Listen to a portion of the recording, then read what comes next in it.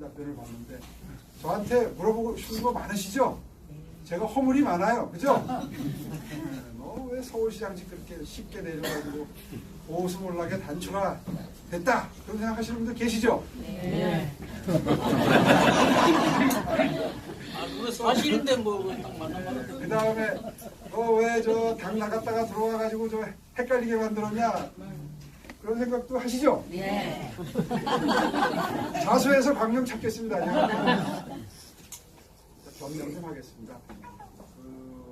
아마 서울 시민분들은 조금 관심 가지고 지켜보셔서 잘 아시는데 다른 지역 분들은 사실은 그 자세한 과정은 잘 모르십니다. 근데 사실은 이렇습니다.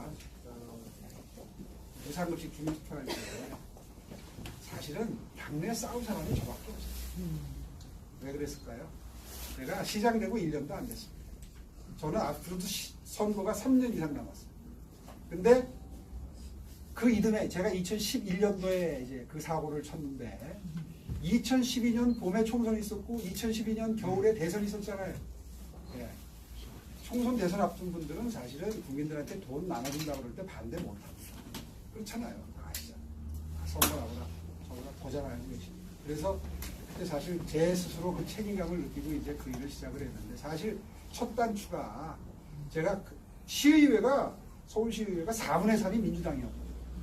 그러니까 의회에서 내가 이길 자신이 없으니까 주민투표를 제안을 한 겁니다. 거기서부터 이게 이제 첫 단추였고. 근데 주민투표는 사실 시의회에서 거절했어요. 아시지만 4분의 3 이상이 거절하면 못합니다. 그걸로 끝나는 줄 알았어요. 근데 서울 시민들이 자발적으로 서명운동을 시작을 합니다. 대부분 이제 보수우파 시민단체분들이 울분을 참지 못하고 하신 거예요. 나라 망한다. 무상급식, 무상의료, 무상등록금 그때 줄줄이 나왔었잖아요. 이게 시작이구나. 이 민주당이 시작이구나. 그래가지고 그분들이 땡볕에 삼복도 위에 막 그 버스 정거장 같은 데서 가두 소명을 시작하는 겁니다. 근데 주민투표법이 유권자 5%인가 그렇습니다. 서명을 하면 주민투표를 하도록 돼 있어요. 근데 그때 엄청나게도 90만 명이 서명을 합니다. 근데요, 1000만 시에서 90만 명 서명하는 게 이게 쉬운 게 아니잖아요. 그게 유권자의 15%인가 막 그랬을 건데. 근데 그때 내가 보고 놀란 게 서명을 하라고 그러면 주민등록번호까지 써야 되는 겁니다. 그래야 유효한 겁니다. 그래야 이중서명, 삼중서명이 이제 걸러지잖아요. 근데 주민등록번호 쓰라고 그러면 중간에 하려고 다 가요. 근데 90만 명이 한 거예요. 얼마나 서울 시민들이 의식 수준이 높은 겁니까, 사실. 이게 다 나라 돈 들어가는 걸 아는 거죠. 그러니 그게 성사가 됐으니 안 할 수도 없는 겁니다, 사실. 그렇게 해서 주민투표로 간 겁니다. 근데 문제는 뭐냐 하면 좀 가슴 아픈 얘기를 드리자면 당에서 움직이질 않았어요. 그때 당대표가 기억하세요? 홍준표 선대시고 당의 실세는요. 그 다음에 대통령 대신 왜 안 도와주셨느냐? 가슴 아픈 스토리인데 민주당이 이간질을 시킵니다. 나쁜 투표다. 투표 불참하자 이러면서 명분으로 내건 게 자기들도 좀 한마디로 쪽팔리죠. 민주화 세력이라는 사람들이 정책 투표를 나쁜 투표라고 그러니까 명분이 필요하잖아요. 그 명분이 뭐냐 하면 오세훈이가 이거 성공해가지고 떠가지고 대선 나오려고 그런다. 그래서 근데 그게 쓱 우리 당에도 영향을 미치는 박근혜 후보가 생각해보니까 그 전에 이명박한테 뺏겼는데 이걸 또 잘못하다가 오세훈한테 이런 생각 하셨겠죠. 그래서 제가 대선 불출마 선언합니다. 절대 안 나갑니다. 그게 이제 투표율을 33%로 올리려고 그랬던 거예요. 왜냐하면 투표율이 3분의 1이 돼야 투표함을 열 수가 있어요. 그러니까 민주당이 그걸 노리고 불참운동을 한 겁니다.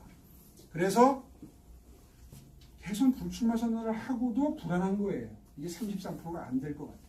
그래서 그때 이제 내가 악수를 준 게 어떻게든 나 1년도 안 됐으니까 서울시장 선거한 게. 그러니까 저 뽑아줬던 시민들이라도 다 투표장에 끌어모으려고 했던 게 시장직 공격입니다. 여기에 명운을 걸렸다. 이렇게 된 게 이제 서글픈 역사의 시작입니다. 그래서 결국은 33%가 안 되고 그때 25.7%인가 이렇게 나와서 그게 이제 무산이 되고 투표함을 못 열면서 내가 이제 사퇴를 하게 됩니다. 왜 이렇게 상세하게 말씀을 드리냐면 사실 저는 이런 호소를 드리고 싶습니다. 물론 잘못했죠. 뭐 자신 없으면 자리를 걸지 말아야 되는데 그 부분은 제가 뭐 지금까지 100번도 넘게 고개 숙여서 사죄의 말씀을 드렸는데 문제는 뭐냐면요. 제가 요즘에 이렇게 다니면서 보니까 그게 저한테 너무 큰 족쇄가 되었죠.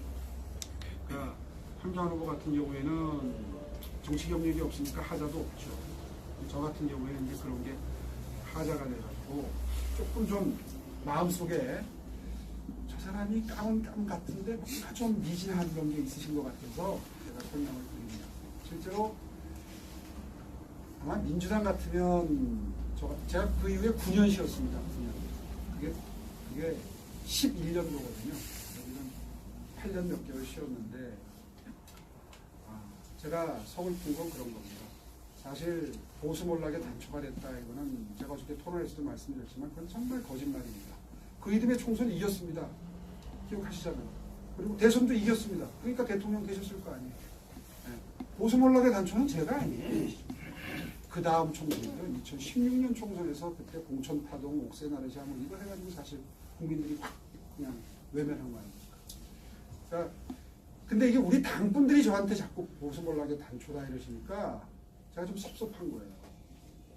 물론 뭐 제가 실수는 했고 텔레비에 박원순 시장 나올 때마다 제가 정말 저도 죽고 싶은데 죄송하기도 하고 그러나 우리 당 몰락의 단초가 됐다 이건 정말 과한 비난인데 제가 그런 비교를 가끔 합니다.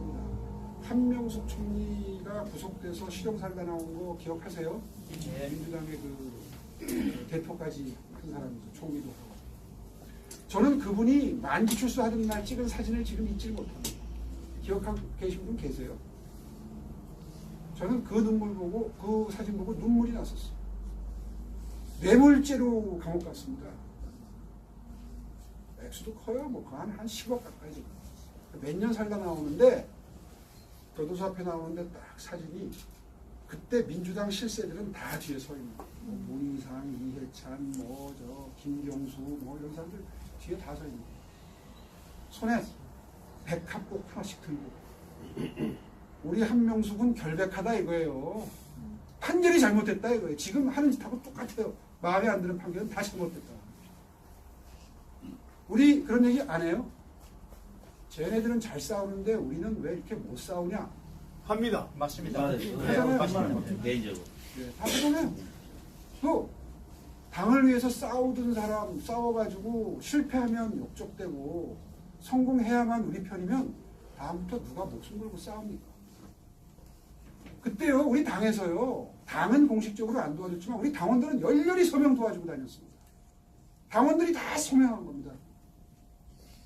그리고 그때 제가 3개월이나 되는 그 서명 기간이 길어요. 100만 명 가까이 하는 시간이 걸렸을 거 아니에요.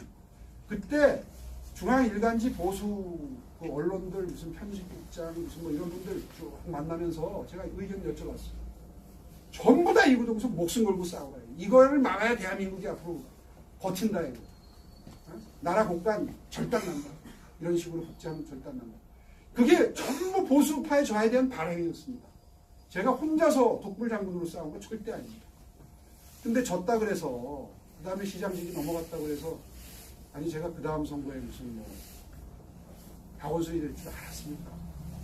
싸울 때만 하더라고요. 젊은 혈기에 그때 제가 40대였거든요. 지금 같으면 절대 그딴 짓 안 해요. 그때는 혈기에 아니 뭐 이거 뭐 젊었을 때 내가 이거 한번 목숨 걸고 이렇게 싸우는 게 이게 애국하는 거다 이런 마음에 싸웠다가 장렬히 전사를 했는데 그렇다고 해서 쓰러졌다고 해서 짓밟으면 되겠습니까? 옳습니다. 변명을 하는 김에 탈당한 것도 변명을 드립니다.